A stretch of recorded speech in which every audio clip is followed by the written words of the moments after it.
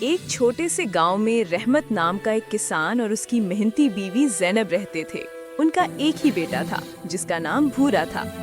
بھورا پیدائش سے ہی بہت کم بولتا تھا۔ وہ گھنٹوں چپ چاپ بیٹھا رہتا، لوگوں کو دیکھتا رہتا، جانوروں کے پاس بیٹھا رہتا، مگر زیادہ بات نہیں کرتا۔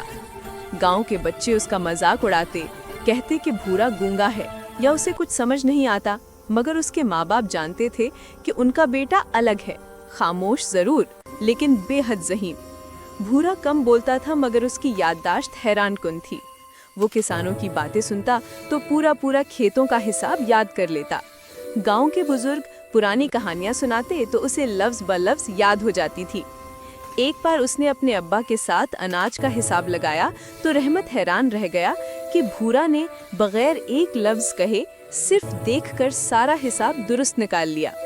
ایک دن گاؤں میں بڑا میلہ لگا۔ وہاں ایک مشہور تاجر آیا ہوا تھا جو لوگوں کی ذہانت پر پہیلیاں پوچھ رہا تھا۔ اس نے اعلان کیا کہ جو اس کی مشکل پہیلی حل کرے گا اسے انعام کے طور پر سونے کے سکے ملیں گے۔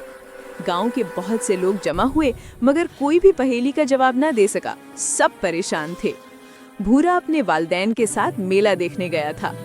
تاجر نے اسے دیکھا تو ہنستے ہوئے کہا، ارے یہ تو چپ رہنے والا لڑکا ہے، یہ کیا جواب دے گا؟ گاؤں والے بھی مسکرا کر بولے، یہ تو بولتا ہی نہیں، یہ پہیلی کیسے سمجھے گا؟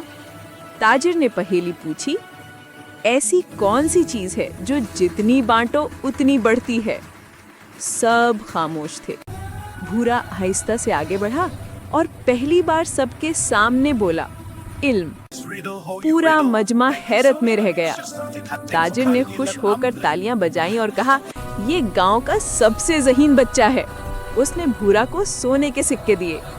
اس دن کے بعد کسی نے بھورا کا مذاق نہیں اڑایا۔ سب نے سمجھ لیا کہ خاموش رہنے والا بچہ بے وقوف نہیں ہوتا۔ کچھ لوگ بول کر ذہانت دکھاتے ہیں اور کچھ لوگ خاموشی میں چمکتے ہیں، بالکل بھورا کی طرح۔